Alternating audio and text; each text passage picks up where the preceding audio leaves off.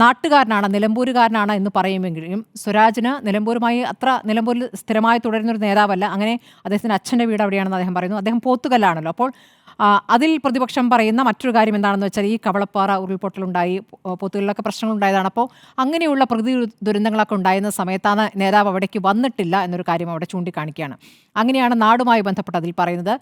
Party നേരത്തെ പറഞ്ഞ പോലെ ശരിയാണ്, കേഡർ വോട്ട് അത് ഒരുമിച്ച് പാർട്ടി സ്ഥാനാർത്ഥി നിർത്തുമ്പോൾ അത് കേഡർ വോട്ട് ഒരുമിച്ച് തന്നെ വരും എന്നുള്ളത് ഒരു കാര്യമാണ്. അപ്പോൾ കവളപ്പാറ, പോത്തുകൽ അവിടെയൊക്കെ CPIM വളരെ ആക്റ്റീവ് ആയിരുന്നു. അൻവറിന്റെ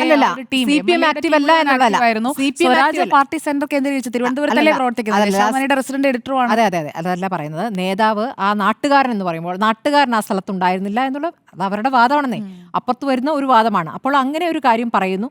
പക്ഷേ സ്വരാജും അപ്പുറത്ത് ഈ പറയുന്ന ആര്യാടൻ ഷൗക്കത്ത് എന്ന് പറയുമ്പോൾ രണ്ട് സ്ഥാനാർത്ഥികളും ആ നിലയ്ക്ക് രണ്ടുപേരും ശക്തരാണ് ആ രൂപത്തിൽ നോക്കുമ്പോൾ.